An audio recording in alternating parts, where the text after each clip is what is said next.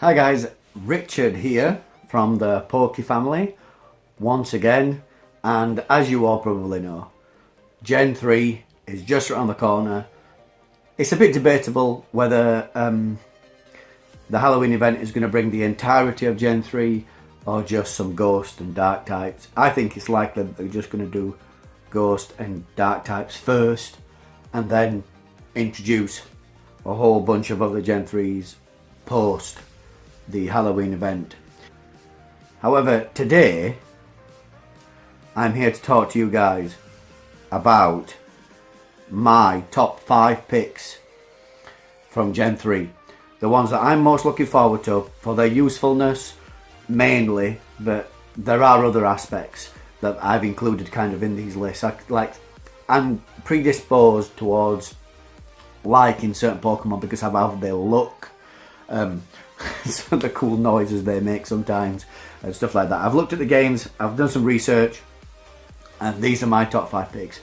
Number 5 on my list is Blaziken. Now, obviously I'm Team Valor. I have a little bit of a soft spot for the fire starters. They aren't always my favourite. For example, Generation 1, the first Pokemon I caught was a Bulbasaur. I could have picked the fire one, but I didn't. I picked Bulbasaur. I like Bulbasaur and blah blah blah. But I have a soft spot for him. The Charmander and Cyndaquil, they're cool Pokemon. Blaziken, however, is the first from the fire starters that I really love. Charizard looks cool. Blaziken, however, real cool look. Now Blaziken tops out a CP of 2631, which is not huge. It's good, but it's not huge. It's like at the top of the middle tier Pokemon. Now he has a higher attack stat than both Charizard and Typhlosion. So out of the fire starters, he's probably the best. And I think one of the main reasons why I've chosen this guy is because he's a fire/fighting type. Now, come the Reggie legendaries from Gen 3, fighting types are gonna be quite important.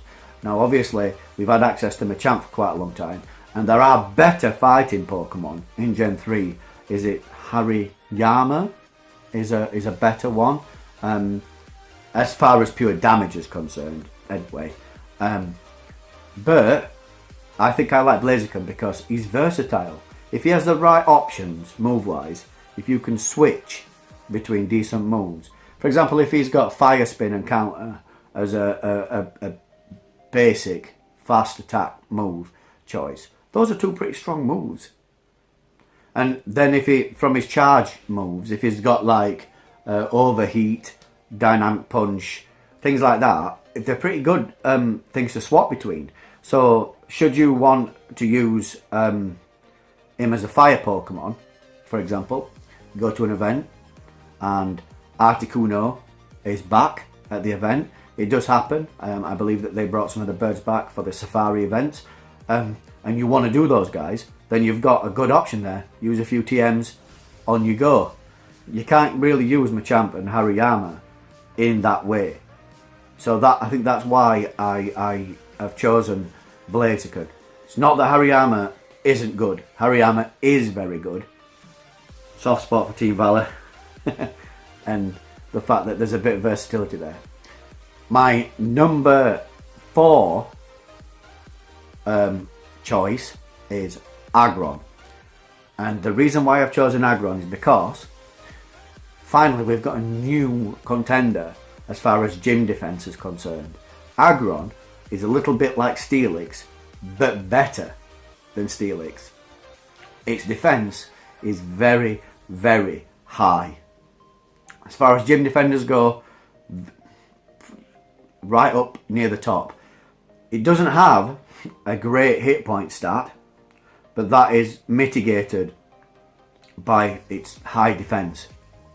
It's just such a good Pokemon. I mean, the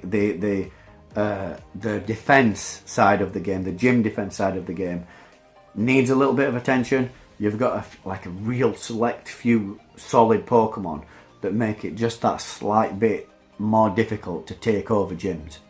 I mean, obviously Bliss is a big example of that, and Snorlax and all that stuff. I think that maybe Agron might be, obviously along with Steelix, might be one of the first Pokemon that really takes advantage of Stab, same type attack bonus, because Blissey, you want Zen Headbutt and probably Dazzling Gleam. Bliss is a normal type, not a fairy type. Damage, I mean, it's damage, it's attack stats. Bliss's attack stats poor anyway, but you know, you need to be able to put the damage out as well as stay alive. And I think that Agron is probably the first that that's really able to do this. Steelix kind of can do that now, but Agron's a better version of that, so that's why he's there. Number three, Metagross. Now, Metagross is a Steel Psychic type. It's pretty unique. It's one of those Pokemon that sits in like a pseudo legendary status, a bit like Dragonite. It's just awesome. CP 3644. I mean, that is huge to start with. This guy has got a very strong attack stat and a very strong defense stat. It's one of the first Pokemon that's going to be useful on both attack and defense. There are some that you can kind of use that way, but they don't excel like that. This one, I think, is going to excel. It's going to have a wide variety of moves for you to switch in and out if you want to use them as an attacker or as a defender. It's a solid choice. I mean, what more can I say? Metagross is amazing. Check him out. Have a good look at him. He looks pretty cool. There aren't any Pokemon in the game right now that I could compare Metagross to. I've looked at it. They just don't exist. They just don't exist. My number 2 choice on this list is Salamence. Now, Salamence, well, let's start with the CP really. Let's start with the CP like I've done with the other. CP 35, 32, not as high as Metagross, but smashing into that top 10. This guy has got a huge attack stat. He's better than Dragonite. And at the moment, Dragonite still dominates as far as attack's concerned. Better than Tyranitar. This guy is going to fly to the top of that attacking scale. Even its unevolved forms, Bagon and Shelgon, have got better CP than some other Pokemon from Generation 3. So even its unevolved forms just like better than other Pokemon. Salamence is going to be a huge addition to most people's teams when it comes. Now, my absolute final choice, and I suppose this might be controversial, some people might not agree with me, but I'm going with Gardevoir. And the reason why I'm going with Gardevoir is because this Pokemon, which its CP only tops out at 2964, but 2964 is still high. It's quite big.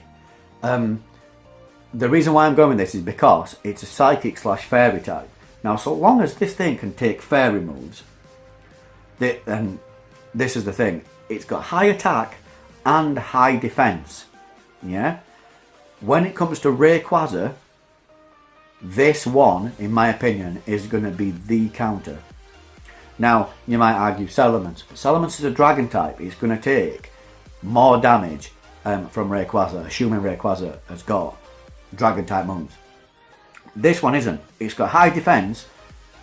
Its hit points are not brilliant, but the defense should mitigate that a little bit and make it so these things are a little bit more survivable, in my opinion, in the Rayquaza fight.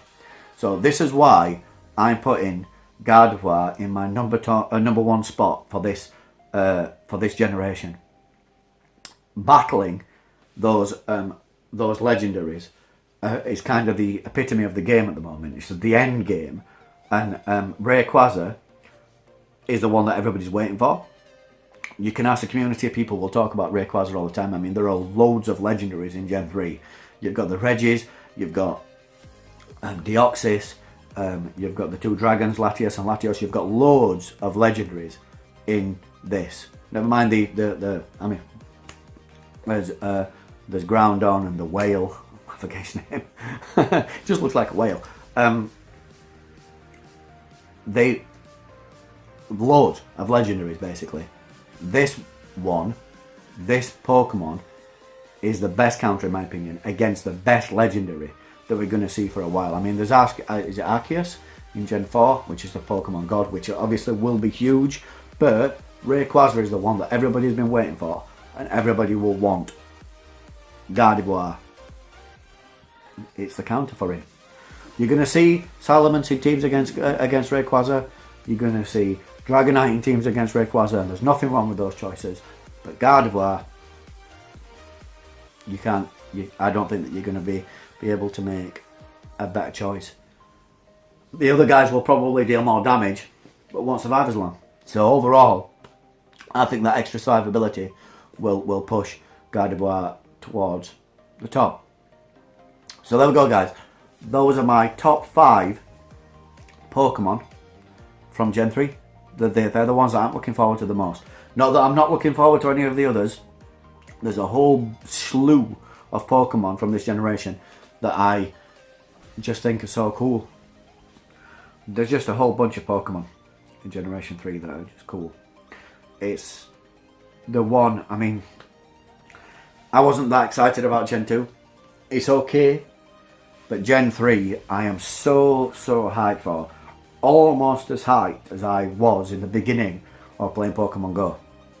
And that's saying a lot. In the beginning, I was like, oh yeah, Pokemon Go, whatever. And then when I saw it and I could see all the Pokemon that I'd interacted with as a young man, I got so hyped, I just wanted it. I mean, I was running to Pokestops to get spins and all sorts. And I think that I'm going to have a similar feeling in this generation. We're gonna see a bit of a resurgence, I think.